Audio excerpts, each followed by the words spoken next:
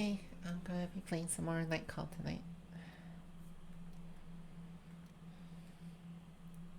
I don't know how many nights there are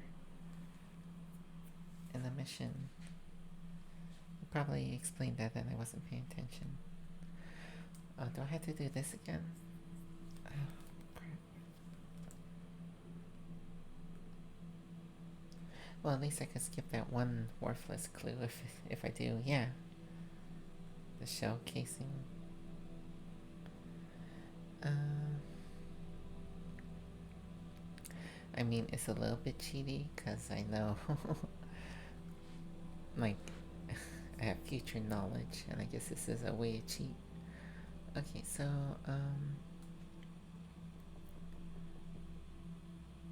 oh, for a second I thought somebody was, like, knocking on the key. Okay, so I had a feeling that crime scene 4 might not be relevant, and crime scene... I forget. Well, I think...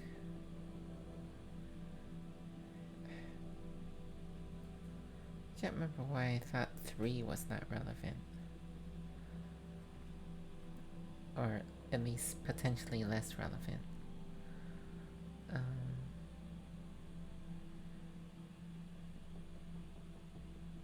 Oh, because there's no sign of violence? Yeah, no sign of violence. Which I don't get.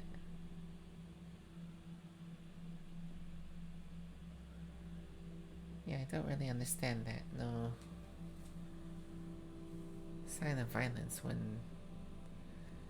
Like, isn't the murder the violence? I don't get that. Anyway, let's go back to these notes. Time to find out if these are random. Then, yeah, not enough time. So I have to... No, I don't. Interesting. Did I not do those two last time? I just did one of these. Okay, so... Victim 2 killed in only spot without CCT. Interesting. Which one of these is victim 2? So these two are tied to victim 2. Specifically this guy. Killed in only spot without a CCTV. And that's right, this is the... Killer fought with victim 1. And killer's height with victim 1 is out of bounds. So victim 1 seems like off the board. So these two folks are tied to crime scene. This person's tied to the second crime scene. This person's tied to the second victim. So whoever's associated with victim 1 is not relevant, it seems like.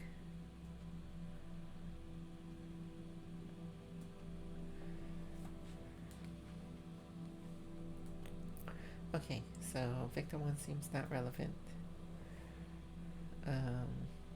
Don't have enough time to read that.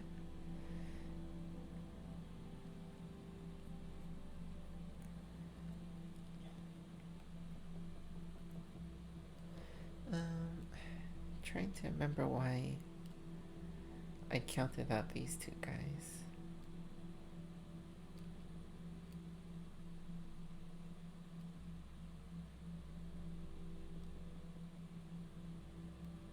The killer knew the victims, killed them with a single bullet via execution.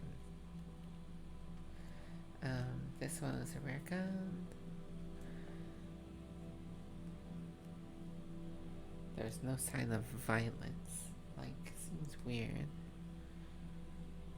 Whatever. Okay. It's the end of the night. With a heavy hand, you wipe your tired face. You slowly open the sofa bed and lie down. Events of the day run through your head. Streets, the pastures, the faces, the problems. Your brain is running at full speed. Your body aches and you're in pain.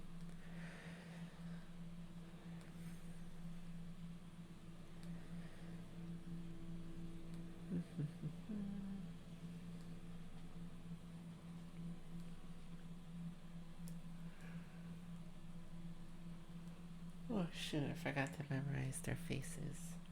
I could have taken a screenshot. Fragments of a dream are still lingering. Twin sisters were hitting on you at a bar, but every time you mentioned your work, someone dropped a glass. They eventually got fed up and left. You get up quickly to forget all that, and a few minutes later, you're outside your studio. Okay.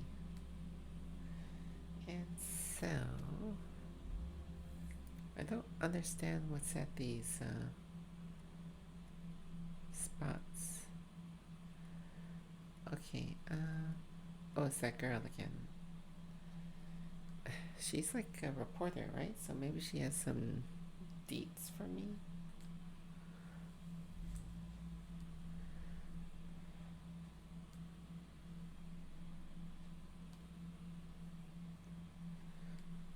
Or maybe this is a big mistake. Well, at least she's paying me this time. Wait, a couple's getting your taxi. Oh. Am I wrong? Oh, I'm wrong. God damn it. Whatever. A couple like you've seen so many times before. Attractive, a bit tipsy, dropping eyelids. He's already asleep. Must be about 20, maybe more. She's still smiling faintly, like the evening has had a lasting effect on her. She's older, maybe 40, 45. Alicia, right next to the movie theater. Very well. Pull away, leave the street, neighborhood behind. Your passengers say nothing. When you downshift, you hear the man's heavy snoring. No one stares right at you.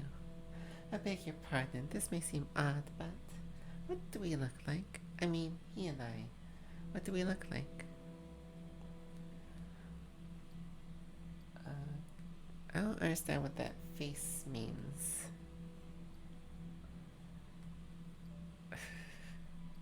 It looks kind of sinister and playful, so I don't know. I guess it's sarcastic. A couple? Thank you. She pauses. I happened upon two friends who were making fun of us tonight. We could be a mother and son. It's stupid. She hesitates and... Forget it. Let's drop it. Sorry to have bothered you with that.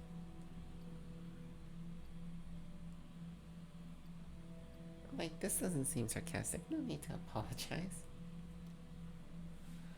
Thank you. That's very kind of you. I don't think I've ever met a taxi driver who was so understanding before. I'm serious. She watches you for a while. You can see the hesitation in her eyes. Then she turns her head. I'm too defensive, isn't I? So wait, was she being sarcastic? What? Am I really bad reading tone or something?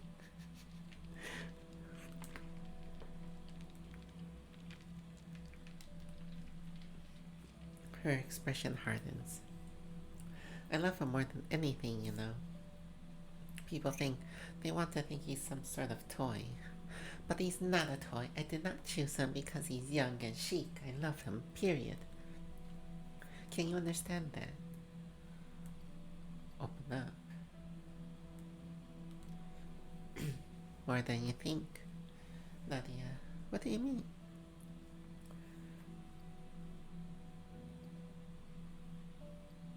I get what you're going through. She looks away. She regrets what she just said to you. But now that she started, she has to finish. I don't really know how to put words to what I actually feel. She takes a deep breath, her throat shakes from all the air. Outside, the reflection of an interior design store appears in a frozen puddle. I think the problem is me. I don't need a mirror to see it. He's young, he's handsome, he's filled with energy from morning to night.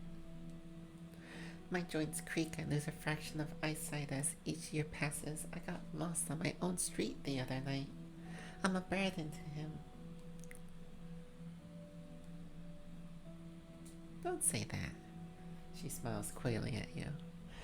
You're not a shrink. I shouldn't, unload on you like this. I think I've said enough. Far too much. You have been remarkable. Thank you. A few minutes later, you reach your destination. You pull up to the sidewalk. Your passenger plunges her hand into her bag and stops. What if... She shakes her head.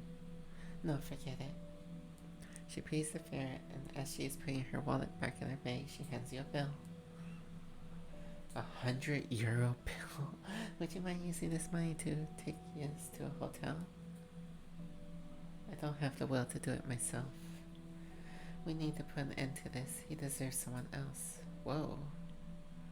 Her proposition leaves you speechless for a while. I'm serious.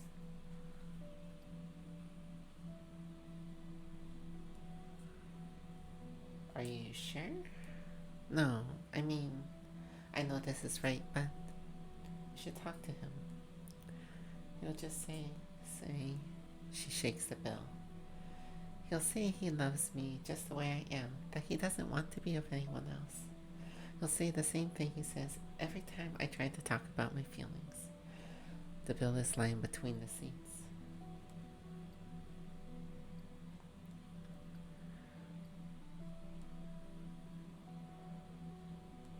This isn't... What if it's true? What if it was true? Yes, if he was telling the truth, if he was in love with you despite all your faults. She pulls her arm back. But he keeps saying it. The money goes back in her bag. Car passes on your left and pulls over next to you. The driver asks if you're leaving soon. 1 minute. You turn to your passenger. I've got to go. You should do the same. She seems horrified by her behavior. I'm so sorry. You wave her off. It's nothing, no big deal.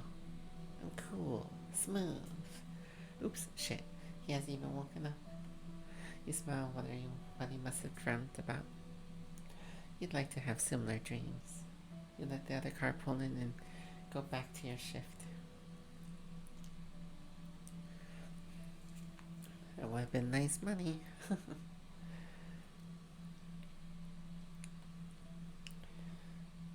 That'd be alright. Oh, hey, it's Batman. Right? Or am I being racist?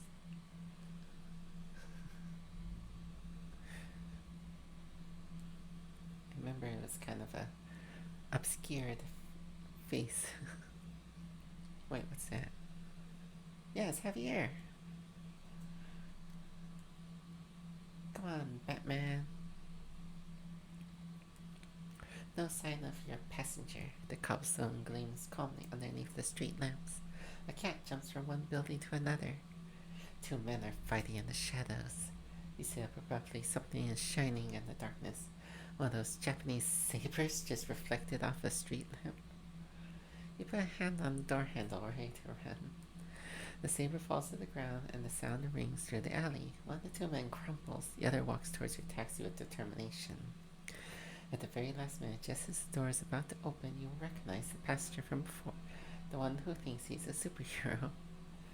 We can go. Same address as last time. He appears to be out of breath, but his voice is calm and poised.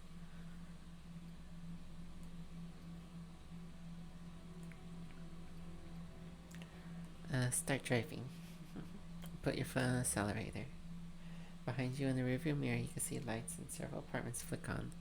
Apparently the fight woke up some of the neighbors. He stops, out of breath. Everything okay? Yeah, I'm okay.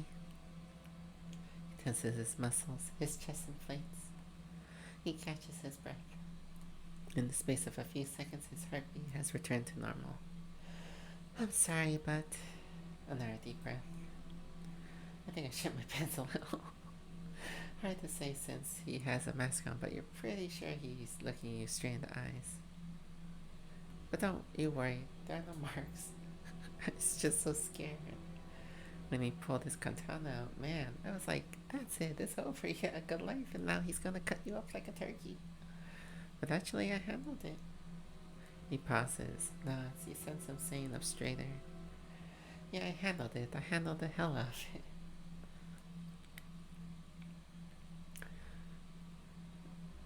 You're still doing that?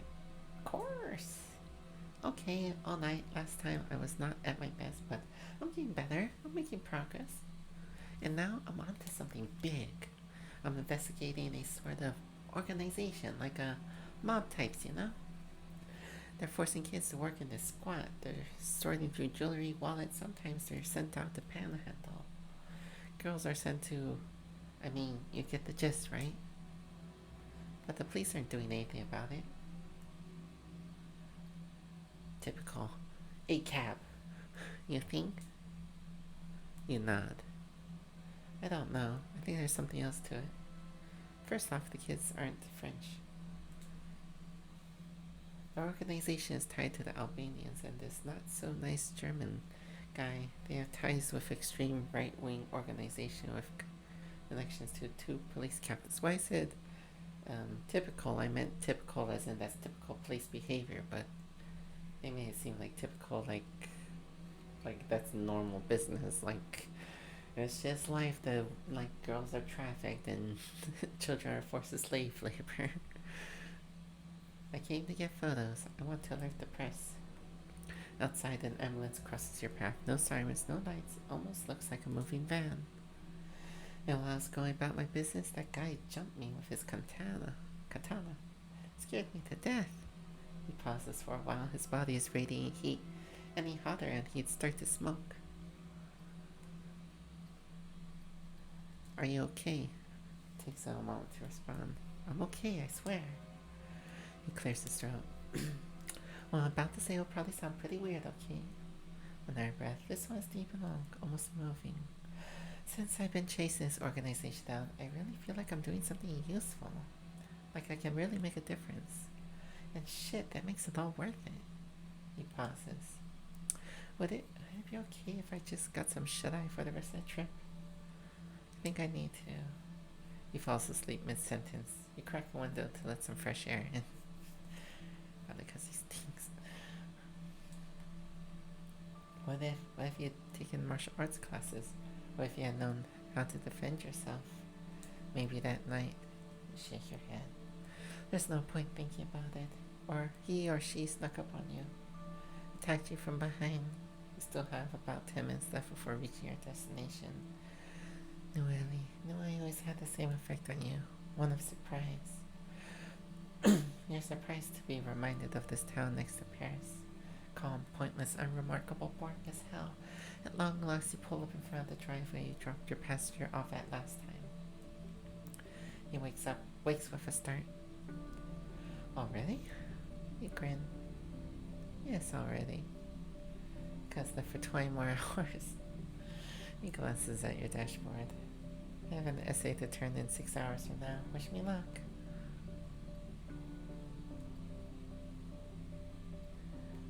Are you really going to work on it now? I don't really have a choice. I'm not planning to make a career out of points as best as it can as Bruce Body. This? Unless I get into merchandising, mugs, t-shirts, then maybe. He sighs and stretches for a while. Something in his neck cracks. Anyway, shower, breakfast, essay, sleep. That's the plan. He fees the fare and rushes into this building a few seconds later. He sits still, alone. Once the coast is clear, you check the back seat to make sure it's clean. It is, no trace of blood. You sigh in relief and drive off. You would think he'd tip a little better. Oh god, they may get gas soon. This guy's close by. Where are these? Oh, those are just farther away clients. So, I don't know. There's no like. Doesn't seem to be any rhyme or reason unless I happen to recognize a face. I need a cab quick. You pull up in front of the American Embassy. Would this, work better if I knew Paris? You can't recall ever picking up a customer here. They probably have a fleet of their own. Or a contract with a private company.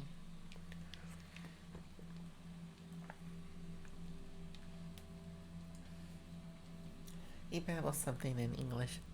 You have to listen. Hard to make out the address. Sorry, I'm just back in Paris. I've forgotten my manners. He flashes you a sparkling smile. His voice is tinged with a slight American accent. You turn the key in the ignition. Thanks. What's your name, pal? You're surprised to hear him use the familiar tu form straight off the bat.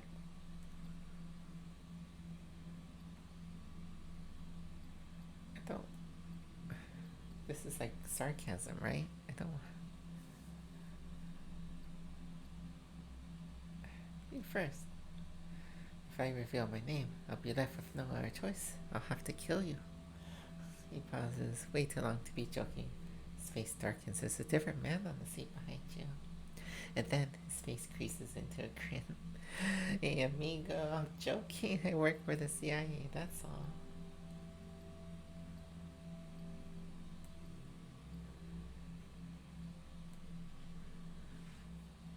So I guess you really get around. You can say that again. Let me tell you, amigo.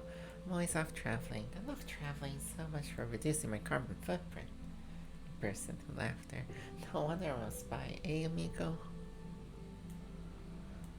A wave of sadness comes over your passenger. You can read it in his gestures and the look on his face.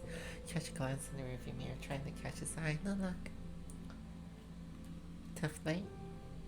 Just like any other night, with its share of highs and lows. A soft drunken bird tells you what the highs are. It's just that he sits bolt upright as if someone struck him on the back of his neck. I don't have any children, amigo, but I've had some under my supervision. Kids. One of them is... He stops short. He doesn't have to finish. You know where that sentence ends. Slump heavily against your seat and focus on the road. Automatic pilot, your mind a blink. What would you do if your children disappeared? Something awful, you can't even imagine it. The wrenching sorrow of a parent who loses a child. The first time I saw him, his voice has gone up a notch. He almost jumped. He was beating up a black market supplier.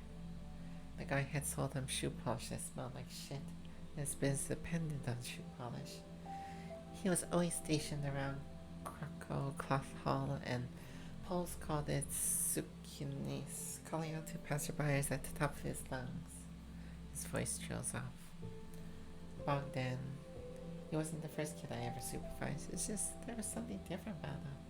He caught on fast, amigo, you know what I mean? You could think on his feet. He knew when to get tough and when to play dead. Bogdan was like a little Polish monkey. Smart, cunning, fearless, brave, a real comic book superhero. Breaks off again.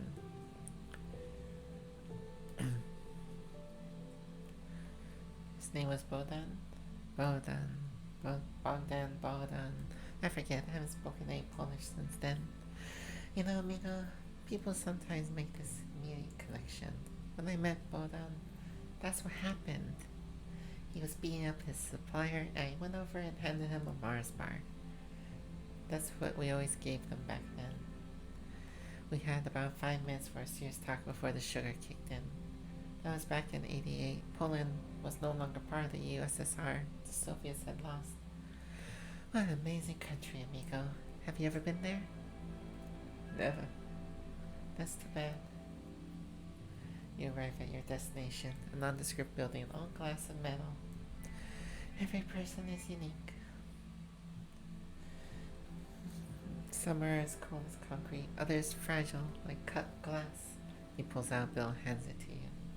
The poles are made of steel. His voice falters, his eyes glaze over. I'm very sorry. You know, amigo, I'm not just sad, I'm disappointed too.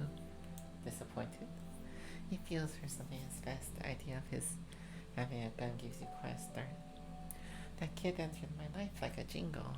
See what I mean? Struggling to find the right metaphor.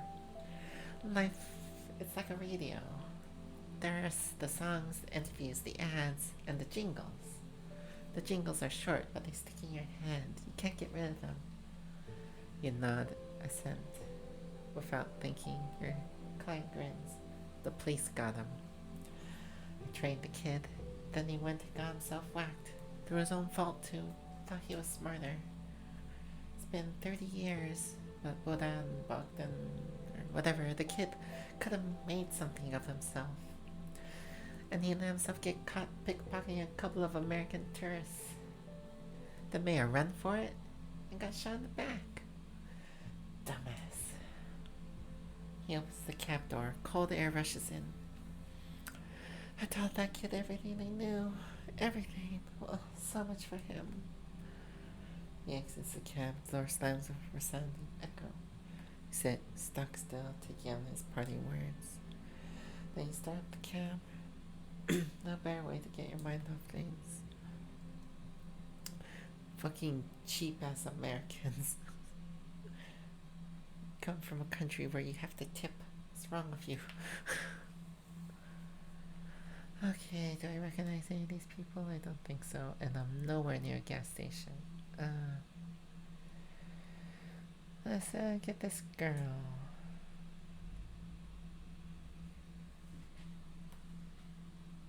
Haven't even gotten the newspaper. Claudia Campos. Oh, it's a long drive. You pick up your next passenger in front of Paris office of the medical examiner, the morgue. When she gets in, you're surprised. How can she be a suspect? Oh, that's right. This is the second person on the list. I didn't recognize her. Okay, I gotta take a snapshot of them. Her face, beautiful and soft. Does it go with her clothing, her style, or her attitude? She gives you her address and you start driving. Her voice is dry, frank. She has an accent you have trouble determining. South American, maybe? She seems far away, lost in thought. A few seconds go by and she still hasn't taken so much as a look at you.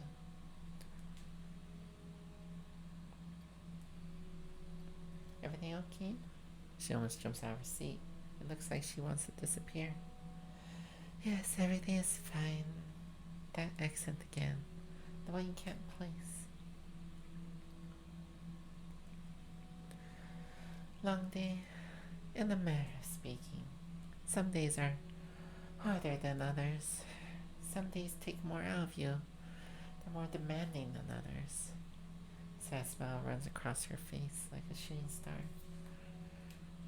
A second goes by very slowly, very slowly. Then the meteorite explodes, your passenger breaks down. Let her cry. It's important to get the cries out. Between sobs you hear her say something. Give me a minute. Please. Without a word and without the slightest noise, you slow down. The road passes by slowly, in no hurry. After a moment she sits up. Can I ask you something? You nod. She takes a deep breath. This may sound like a ridiculous question, or at least a stupid one. Actually, it's completely stupid. You give her an encouraging smile. But I'd like you to hit on me. She blushes and immediately follows up. I mean, not for real, just for play.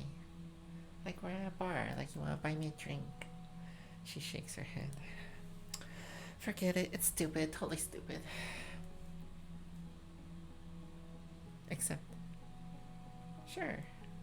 A moment of silence. She seems surprised. Really? Yeah. You don't mind? I thought you'd refuse. I just have a few rules, if you don't mind. First, I don't want to talk about Argentina, my home, my parents.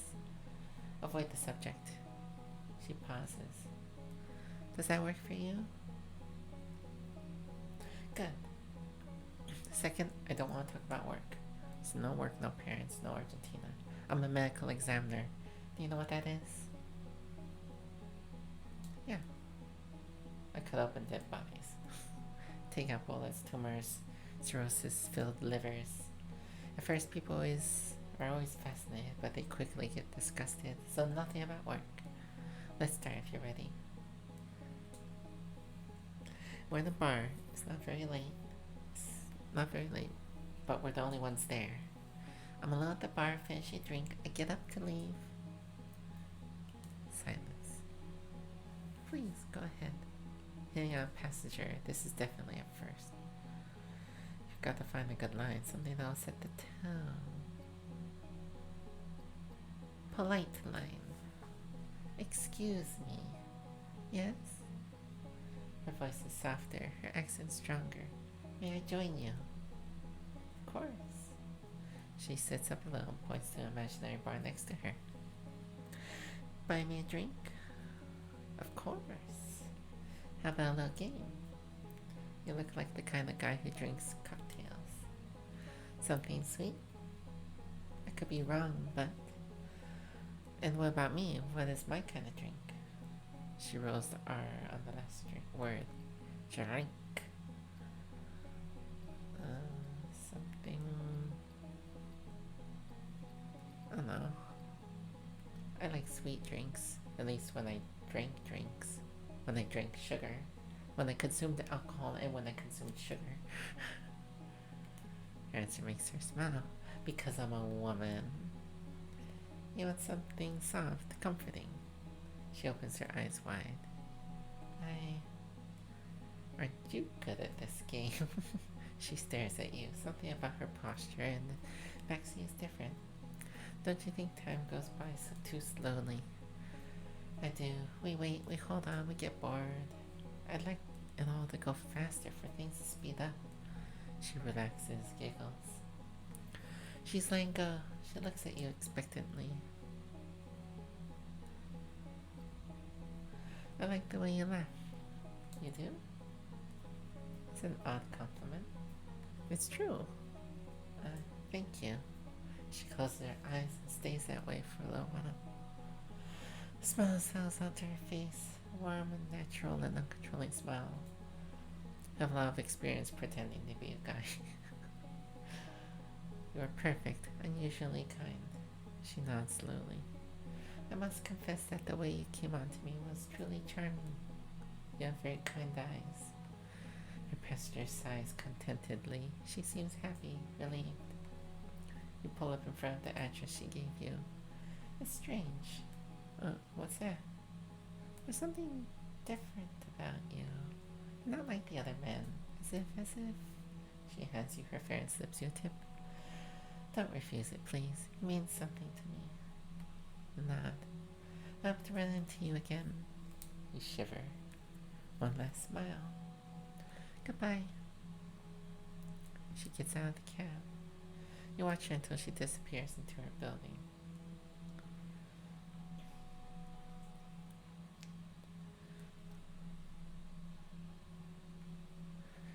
Alright, let's get some gas, I think, yeah.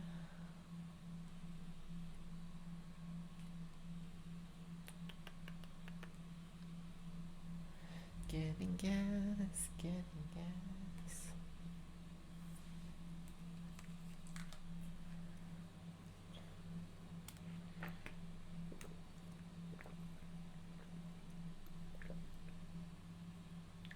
So I could go to the shop. Well, let's start the pump, yeah?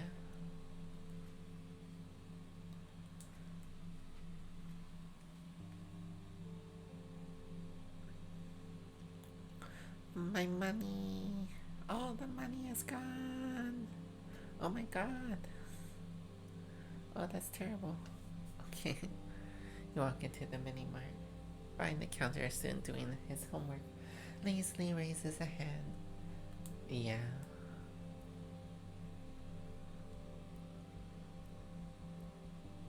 Cash, cash, cash. What's that? Is that a newspaper? Oh, that's what I want. Give me the paper. What's this shit?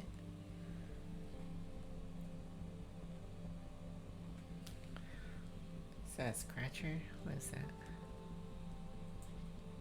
Yes, a scratcher. I lost, right? Can't win them all. Alright, well.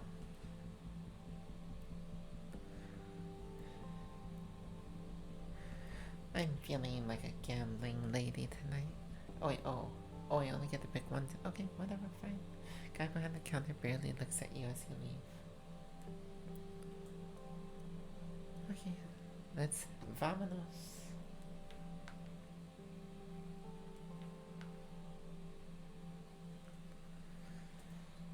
Okay, oh my god. Seriously? All the people gone. Let's read the newspaper. Maybe more people show up. You pull the newspaper out of your glove compartment, start leafing through it. Eventually something grabs your eye. It's a short article mentioning the strike led by a handful of employees of Confiseries de Maris, a luxury candy brand. The employees demand better wages. The owners, the group Diamond, are demanding to relocate or threatening to relocate their factories abroad. Turn the page and stop. You've read about there in the newspaper. Keep on reading. You read, stop reading, and go back a few pages. You thought you saw something. Satellite map shows you that a hurricane is headed for Reunion Island. They expect major damage. A small photo shows smiling children who are thrilled not to have to go to school. You only have a third left to read. Let's read it. As soon as you get to the page, you stop. Your instinct tells you to look at. It's a sensationalist article about the third victim, Simon Gorodischer. He is thought to have escaped Argentina in the 1980s because he was a member of the Process, the military dictatorship that had been in power.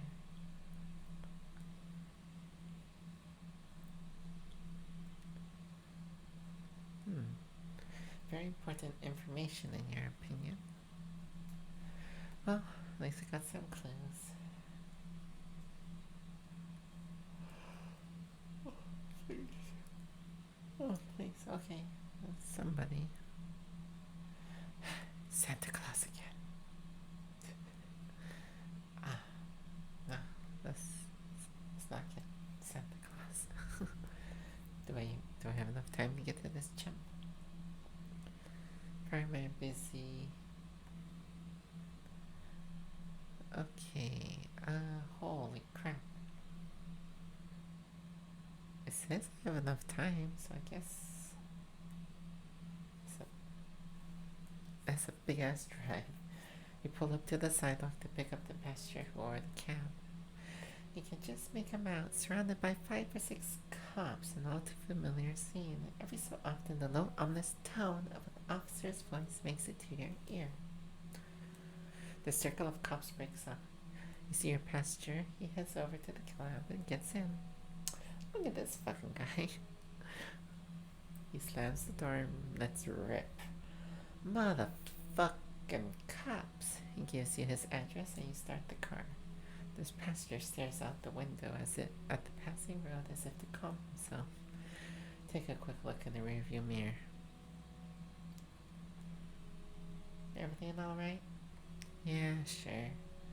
They're afraid to lay the finger on us nowadays. Don't want to get blown up.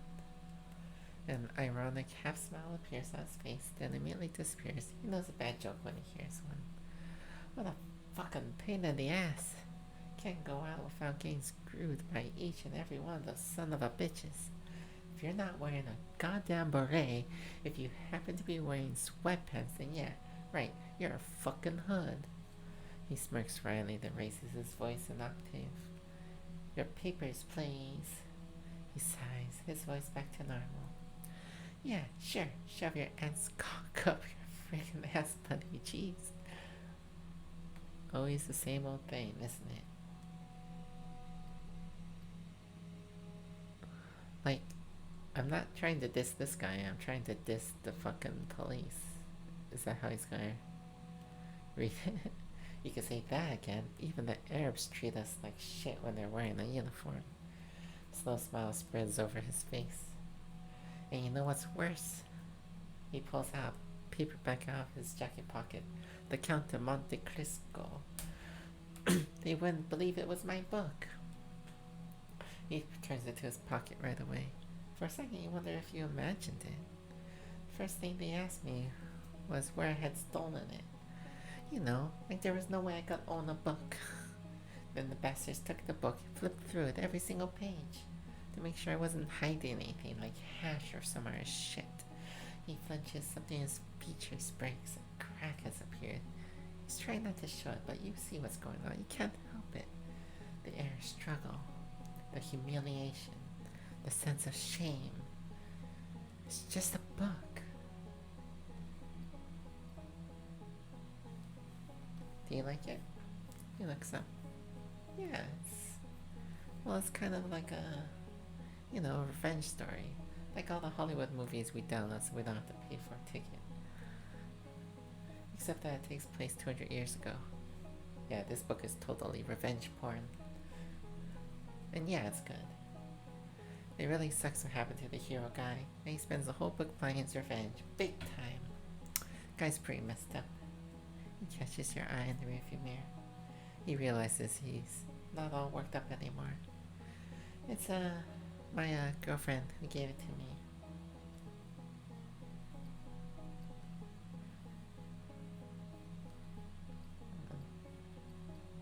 She likes the mouse?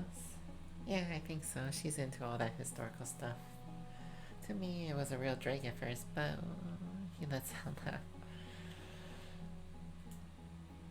She forced me a little, and then I realized that Monte Cristo, he's one of us. I mean, his story is not like what goes on today. I mean, it's like what goes on today, but I introduced her to new stuff too. There are these texts, rap lyrics she really likes. You should see her putting on a show and all, but the truth is she actually likes it. It's the same thing with reading, right? I mean, it had to be properly explained to me. I had to want to try it. And that was it, man. I was on my way. He looks down. But it's pretty crazy even so. I'm actually reading a book. I still can't believe it. The book and my girlfriend. His eyes sparkle. Some chicks really change your life, don't they? You nod your head slowly. You pull up at the address given by your fare. He lets out a sigh. You know, man, I don't know why the hell I just told you all that. No worries. Must be a real bummer. All these guys telling you their life stories. Passenger passes you money for the ride. I have to go. I punch in early tomorrow. He pauses, eyeing the time on the radio's LCD display. Or later on, I should say. Oh, no tip. Cheapskate. Still have a little bit of time apparently. This girl seems familiar, but I don't have time to go over there, do I? Is that a monkey?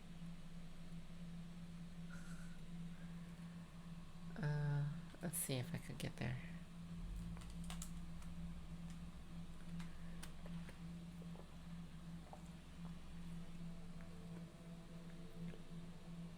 Again, migraine.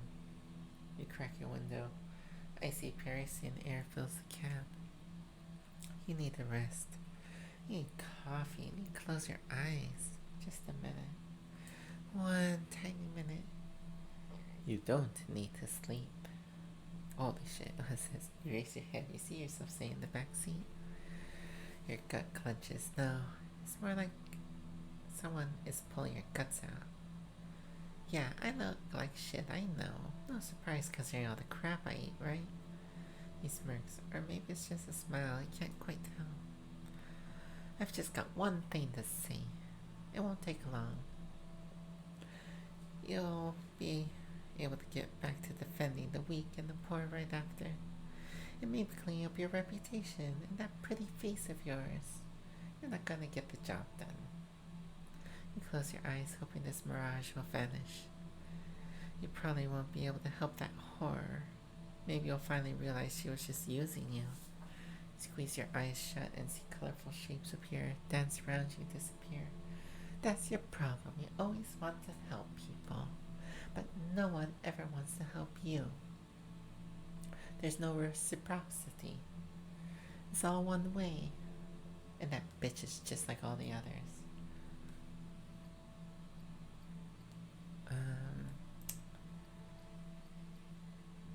It's a hallucination. I'm not going to acknowledge it. He ignores you. He raises his voice, not paying the least bit of attention. She treats you like shit. She's threatening you. She's ready to drop you to avoid losing face. I don't get you. They already locked you up once. You want to go back in? I had no choice. His laughter sends chills down your spine. There's something vulgar about it. Seriously, man. You had no choice. Whatever. Run, man. Take your taxi and run. My humble advice, but who am I to give advice anyways? You always have a choice. Always. Not me, not them. You feel his gaze bear down on you. I don't know what to tell your passengers. Get the fuck out. He shrugs. You're a piece of shit, you know it. Making deals with traitors, sucking dick so you don't end up in jail. Man, you're the victim here. Be a victim. Use your victimhood to your advantage. Doesn't happen every day. Oh, this guy's it is all homophobic and misogynistic. The other time you weren't the victim. He flushes his teeth in the rearview mirror. Killing your own brother. Now that's something. He bugs his eyes out, mocking surprise or horror. Pretty hardcore. There you go. I like it when you get angry. Shows you got something in your shorts. Something feel nauseous. Toxic masculinity, too. You thought you actually had a chance in life. Your gut is burning like its contents are ready to spew all over the windshield. Like your good grades in school or your... God, Jesus, this guy. Your fakety notebooks as if the 3 months you spent in college might actually change anything. But you're nothing. According to people of this country, you don't count. You throw up a little in your mouth, the bile stings your throat. According to the people you protect and drive all over Panam, you don't count. You double over the steering wheel. Your stomach burns, but nothing's coming up. Glance behind you and realize you're alone in the cab.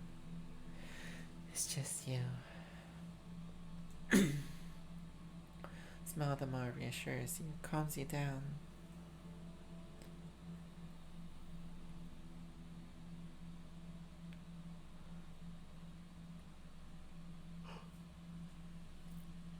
What's that? Is that home? I can't see what that is. I think it's time to go home.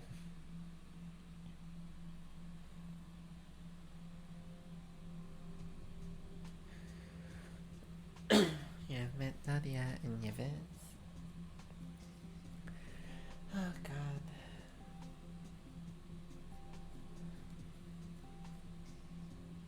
Oh my God. Oh my God. No, my money. I need that money. Wait, I have met Ada? I don't remember meeting Ada.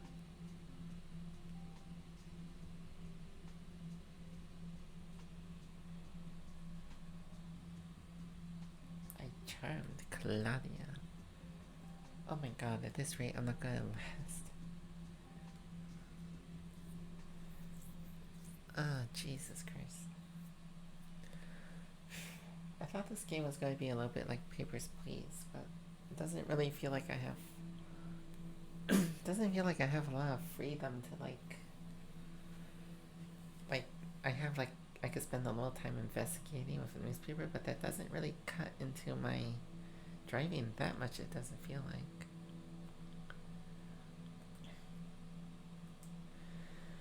Okay, let's see what we've got here. I don't have any new fucking clues. Oh my God.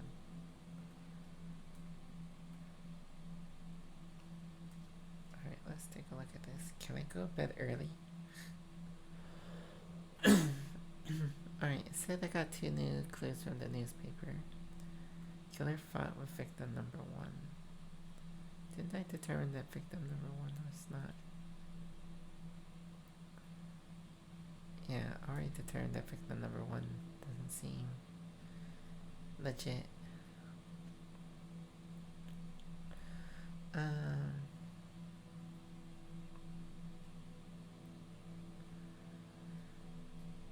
Let's see. Killer fought with victim number 3.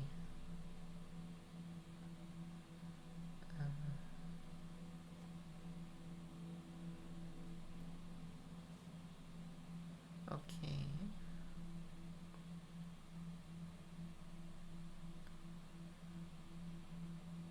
Killer knew the victims were racers. Is that all I got?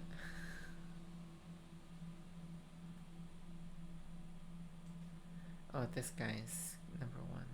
So this guy seems like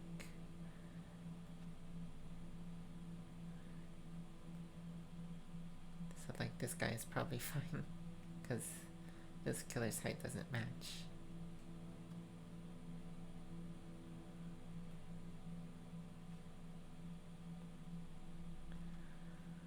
Okay. Alright, I got time. Might as well.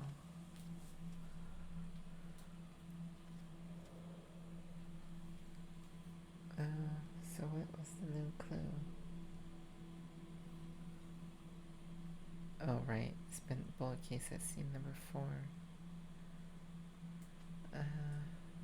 Where even is scene number 4? Is this it over here? No, this is 3. Okay, so I need to take a picture of these chumps. I've definitely seen some of these people on as options. God, I'm like losing money and I'm not making progress on the investigation. I'm like fucking blowing it.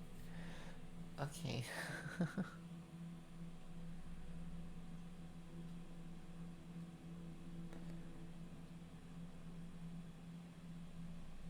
I'd be very surprised if she was the culprit, but I mean, sometimes people like that could surprise you.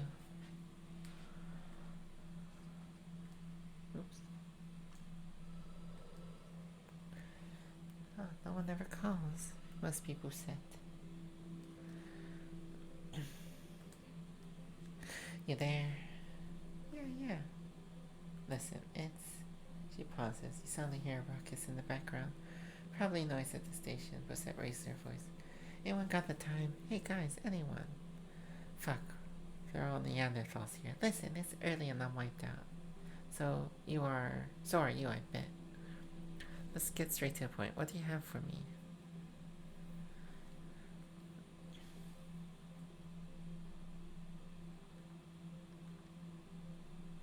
Not bad at all. Seriously, you should come give a lesson to the zombies I work with. Long sigh. I have some good news for you.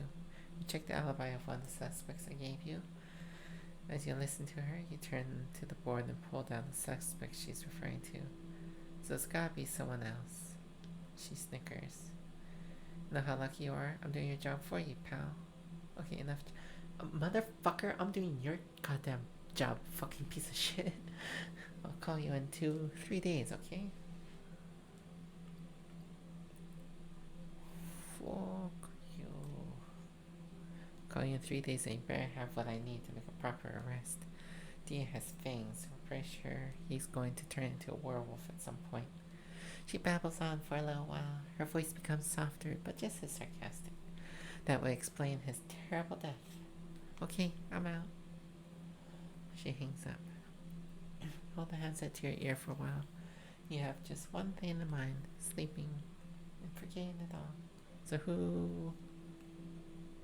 Yeah, figured. Okay.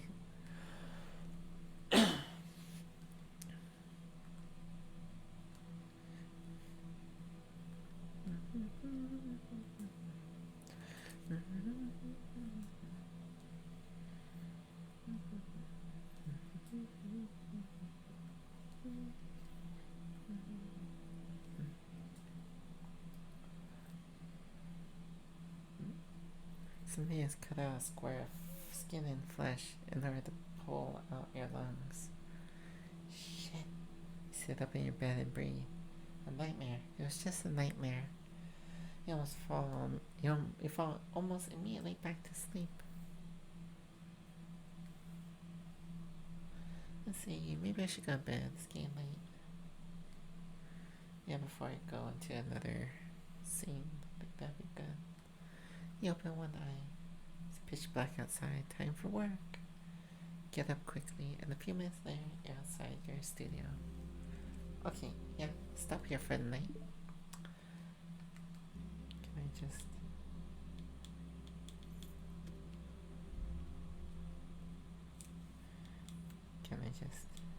Yeah. Okay. Thanks for watching. You have a good night. Bye-bye.